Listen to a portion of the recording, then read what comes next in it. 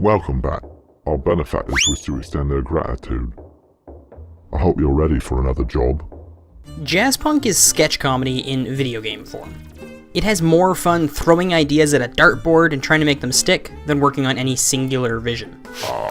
It feels like Monty Python's Flying Circus or Portlandia as would be produced by a highfalutin comic book guy who secretly just wanted to talk about his favorite movies from the post-war era, but ended up making this crazy alternate reality Cold War game instead.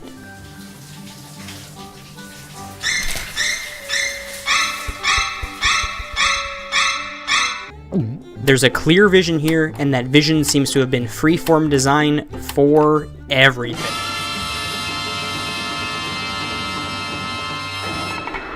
Jazzpunk completely ignores traditional game or narrative structure, and I can only imagine that's why the word jazz fits so snugly in the title of this video. It wildly switches between set pieces and mechanics, seemingly at the point when the developers decided they were personally tired of working with them. Allegedly, it's a story of espionage, but I think describing it as an acid flashback embedded with pop culture and subterfuge is equally descriptive. The game's direct nods to Fear and Loathing in Las Vegas would suggest a keen awareness of all this. It's a game with its own brand of humor, which you might find hilarious or bafflingly stupid. I lean towards the former. It's packed full of gags meant for 2% of the audience, because now is as good a time as any to make a Wave Race 64 joke.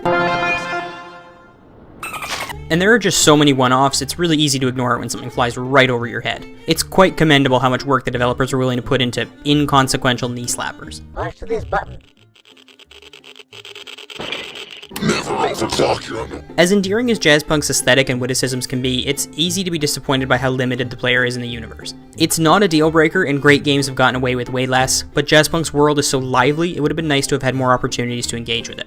I'd equate it to an open-world Stanley Parable where you're constantly poking at things and hoping for a reaction. The game's side content, which is secretly its main course, does include a handful of minigames, but they exist for as abstract a reason as anything else in the game. Welcome to Wedding Quake. Because why the hell not?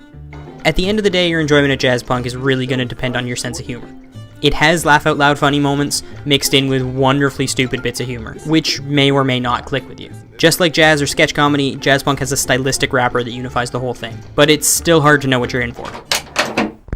It's a new thing. It's a fun thing. It's a swing wing. It's a what? It's a swing wing. It's a wing wing. A brand new transgram fun thing. It's a what?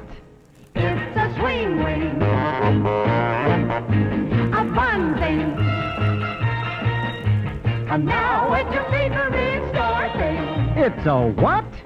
It's a swing wing. A fun thing. And every bum's gotta have one thing.